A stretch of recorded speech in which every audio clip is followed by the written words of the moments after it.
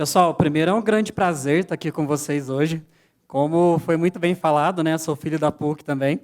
Só que eu não sou da PUC Minas aqui de Belo Horizonte. Eu sou lá de Poços de Caldas, no interior de Minas. Só para entender, alguém aqui conhece Poços de Caldas? Ah, que da hora. Se vocês forem para Poços de Caldas, fiquem na minha casa, tem um Airbnb lá. Super gostoso, super bem recomendado, tranquilidade, Poços de Caldas, jabá aqui. E aí, pessoal, hoje estava assistindo, né, as palestras de todo mundo, aprendendo muito, quantas histórias inspiradoras, quantas histórias incríveis. Sou formado em administração e eu queria contar para vocês hoje como que eu encontrei meu propósito. Como a gente fala de futuro sem falar do nosso passado, do nosso presente e aí do nosso futuro. Vou contar um pouquinho para vocês uma história. Primeira coisa é que quando a gente pensa em futuro, né? O futuro, já pararam para pensar que ele sempre parece, ele foi feito para ser melhor. Sempre o futuro é algo que vai ser melhor. Quando você está no ensino fundamental, o ensino médio é melhor. Quando você está no médio, o superior, né, a faculdade vai ser melhor. Ou quando você está no estágio, o grande sonho é a efetivação. Só que a minha história ela começou um pouco diferente. E a minha história, quando a gente volta lá, ela começa quando eu morava em São José dos Campos. Não sei se alguém aqui lá no estado de São Paulo. E aí tinha uma coisa engraçada, contando um pouquinho, né, das referências. Eu morava em um bairro lá que os meus amigos eles tinham um baita orgulho de ter parente bandido. Era super engraçado, porque eu me sentia meio isolado. Falei, cara, mas eu não tenho parente bandido, então eu sofria bullying por isso. Eu achava, era super bizarro isso. Pular a catraca do ônibus era tipo uma diversão. Hoje tem celular, antes pular a catraca era tipo um esporte que a gente fazia. E eu achava super comum quando tinha linchamento, porque às vezes quando o ladrão chegava no bairro, ele ia pulando de casa em casa, né? E aí, sabedoria popular, o que a gente fez? Começamos a ficar na rua. Aí se a gente pegava um cara pulando na rua, a gente pegava esse cara e amarrava esse cara no poste. E era super normal isso. Agora imagina isso, né, para uma criança de 8 anos de idade. Você vai crescendo, né, com essa situação. Disso mudei para Poços de Caldas, saí de São José, falei, pô, agora vai ser diferente, né? Poxa. Aí chego numa situação que era super normal engravidar aos 16 anos. E era muito bizarro, assim, porque quando a menina não engravidava com 16 anos, ela ficava super mal falada no bairro. Falava, não, essa menina tem problema. Tem certeza, e é engraçado o tanto que a gente é machista, né, que sempre a culpa é da mulher, né, em tudo. E vários amigos, eles entrando no mundo das drogas, começando a entrar no tráfico, porque era super legal, cara. Pô, quem não quer ser chefe da boca, né? Uma galera, largando a mão na escola, largando a mão da escola. Porque, cara, para que eu vou largar a mão da escola? Por que eu vou fazer isso, cara? Escola não tem sentido. E também, todo mundo queria colocar a empresa no pau e fazer esquema. Porque o sonho da galera, a pessoa trabalhava lá, ia só juntando documento. E o sonho era que dali a 10 anos, quando ele fosse mandado embora, ele colocava um processo na justiça, e aí esse processo ia render para ele, sei lá, uns 30, 50 mil reais. Agora eu queria falar um pouco para vocês, né? Como é que você sonha com o futuro, uma realidade dessa? Como é que você pensa em futuro com a cabeça tão torta, assim, com tantas referências estranhas? E aí, qual que é a consequência disso, né? Para mim, todo mundo era filhinho de papai. Então, todo mundo era filhinho de papai. Isso me fazia ter muita raiva de quem tinha grana. Eu achava que a minha miséria, a culpa da minha miséria era do outro. Então, eu adorava jogar bola contra o pessoal de escola particular, porque eu adorava bater na galera. Era um jeito totalmente sem sentido, totalmente sem lógica, porque, para mim, tudo que eu tinha aprendido, isso aqui era o certo. E era bizarro uma coisa, porque não sei se vocês enxergam aquele borrão, lá do lado direito superior. Esse aqui é o meu bairro, lá em Poços de Caldas, chamado de Maria Imaculada. Tem um apelido carinhoso, que é Maria Imaconhada. E aqui do lado esquerdo é a PUC. E eu achava muito bizarro isso, cara, porque o Maria Imaculada, Imaculada para os íntimos, ele tinha mais de 1.000 habitantes. E vocês sabem quantas pessoas estudavam na PUC? Nenhuma. Então era uma barreira invisível, porque, cara, por que eu não posso ir de lá para lá? Por quê? E aí foi indo, né? Como é que é o futuro, né, de um jovem assim? Se eu ficasse forte, eu ia virar segurança. Só que eu não era forte, estava só na capa da gaita. Se eu falasse muito, ia ser vendedor, né? Até porque é só falar que você vira vendedor. Se eu topasse estudar à noite, ia ser peão, rodar 12 por 36, pegar peso, né?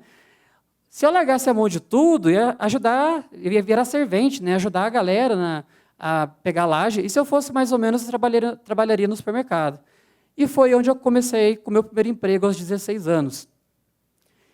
E o problema, gente, não é o trabalho, não tem o menor problema. Amei ser pacoteiro, ser operador de caixa, ser repositor. O problema é a forma.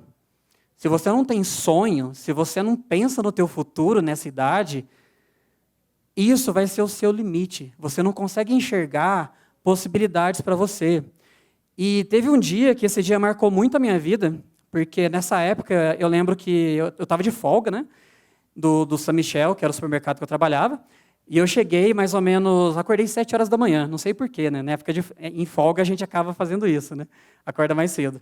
E eu fui tomar meu café da manhã, fui comer meu pão com manteiga. E aí quando eu fui procurar um pão, não tinha. Aí eu procurei 10 centavos, porque o pão naquela época era 10 centavos. Aí eu procurei na minha carteira e não tinha. Aí eu procurei no armário, não tinha. Aí eu procurei em tudo quanto é canto, cara. Não tinha uma porcaria de um pão. Não tinha uma porcaria de uma moeda de 10 centavos. Cara, eu chorei, velho. Nossa, vocês não têm noção, cara. Eu chorei. Não é possível que minha vida inteira vai ser uma porcaria. Não é possível que eu não consigo sair desse ciclo. E foi bem na época que meus pais eles se separaram. Então estava bem tensa a situação. E aí, enquanto eu chorava, mandei um prato de arroz e feijão às 7 horas da manhã. Enquanto eu chorava, comendo a lágrima no prato, de molho, aquela coisa assim, ali eu tomei uma decisão. Falei, eu preciso mudar, cara. Eu preciso de uma filosofia. Eu preciso de alguma coisa para fazer essa diferença. E ali eu falei, cara, eu vou mudar minha vida.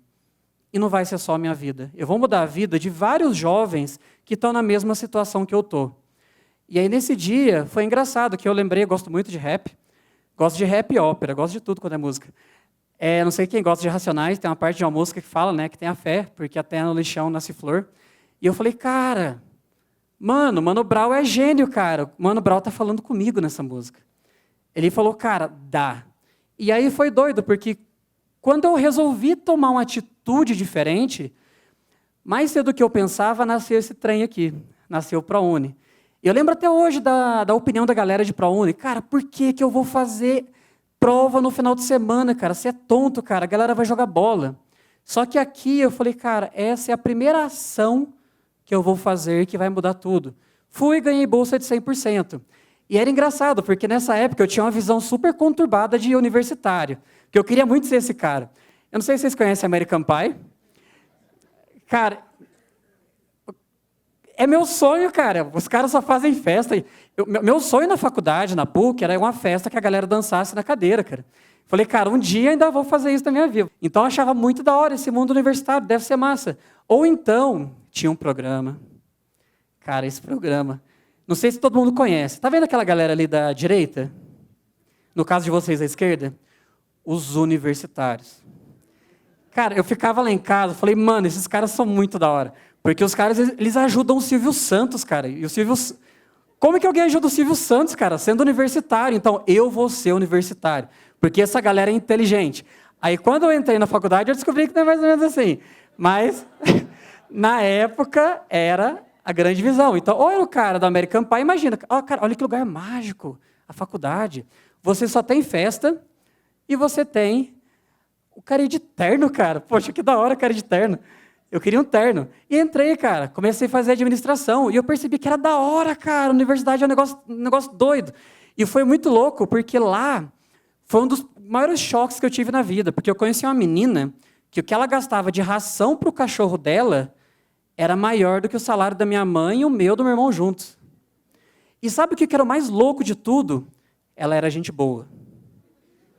Aquilo foi um choque, porque eu lembrei, cara, então quer dizer que não é todo rico que é desgraçado.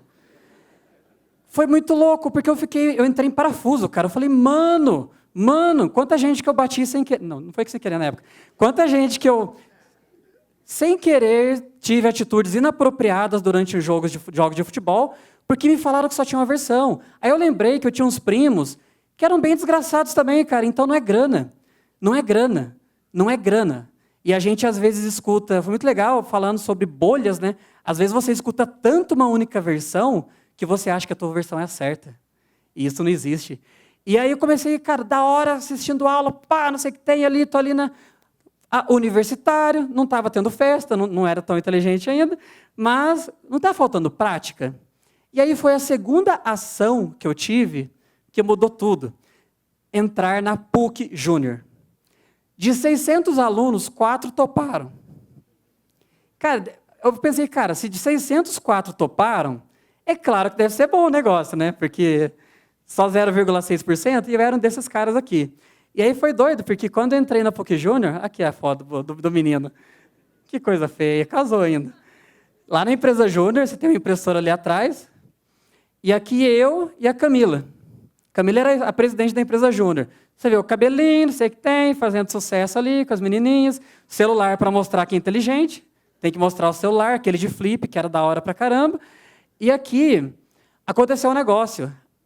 Nessa época eu tinha passado num concurso, era concursado, sonho de quase todo mundo da minha sala, e aí aconteceu um negócio louco. A Camila, uma empresa contratou ela, porque percebeu que, cara, pessoas da empresa Júnior são boas de serviço, são melhores que os meus alunos que só assistem aula. E aí eu falei, cara, o que eu faço agora? Eu largo um concurso público, que eu ganhava R$ 1.000 só de alimentação, nunca comi tanto na minha vida.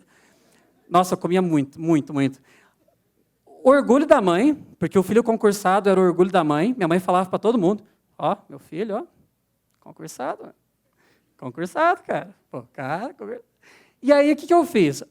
Essa é uma escolha. E a outra? Trabalhar na empresa Júnior no final de semana, sem ganhar um centavo, sábado, domingo, até madrugada. A escolha era muito óbvia, né? Claro que eu entrei no MEG. E aí, entrar no MEG foi muito louco, porque de várias questões eu pude me tornar mais brasileiro. Pude conhecer vários lugares do Brasil. Primeira vez que eu viajei de avião na vida, cara. Imagina aquele moleque que não sonhava, cara. O cara viajando de avião. E aí, como foi muito forte essa questão de empreender na empresa Júnior, comecei a minha própria empresa. Começou a dar certo, cara. A gente começou a ganhar grana, da hora, não sei o que tem, não sei o que lá, viajando. Só que aí, eu lembrei daquele menino que estava lá no ensino médio, que ninguém acreditava. E aí, junto com a minha esposa, digníssima esposa, linda, maravilhosa, criamos o Empreende Escola. A partir de uma oportunidade que eu tive com o programa Red Bull Mapico, em que eles escolheram 10 jovens do Brasil para apoiar, para tirar ideias do papel. E nessa época eu já estava muito nessa questão, cara, a gente tem que fazer, a ação é o mais importante.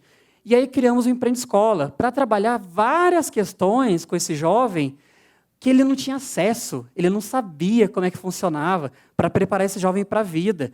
Entrando um pouco no Empreende Escola, depois disso, a gente pôde ajudar mais de 650 jovens, em 18 cidades que ninguém liga, cidades de 20, de 5, às vezes de 2 mil habitantes, cidade que não tem nem farmácia, só que a gente vai nesses lugares, que é lugar que ninguém vai.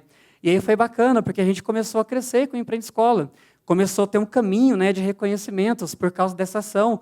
E o ano passado foi selecionado do programa Young Leaders of America's Initiative. Imagina, cara, um moleque que estava batendo na galera ir para os Estados Unidos, cara, de graça. Até guardei uma grana e comprei um mini Super Nintendo para mim, cara. Porque, né, adora.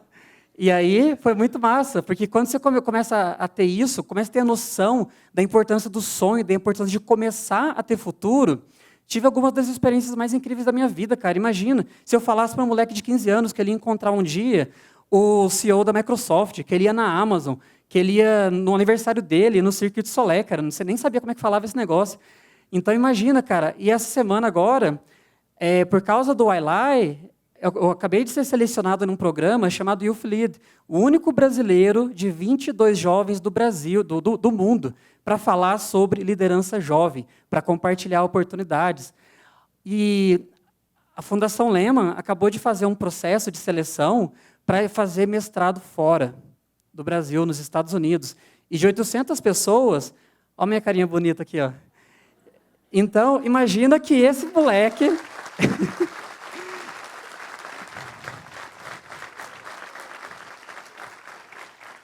Imagina, cara, imagina, olha o milagre, cara, da ação.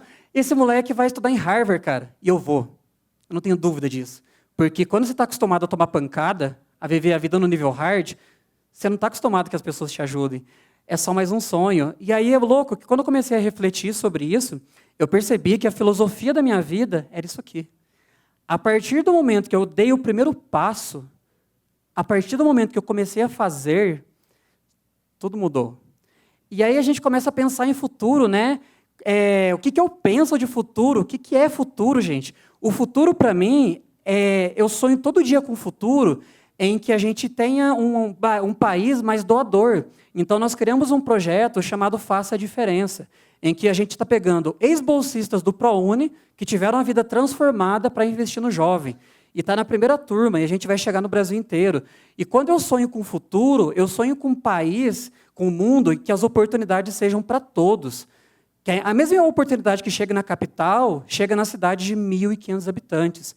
Chega na cidade que só tem estrada de terra. A cidade que a gente foi dar uma palestra lá, tinha uma cobra no meio da sala, cara.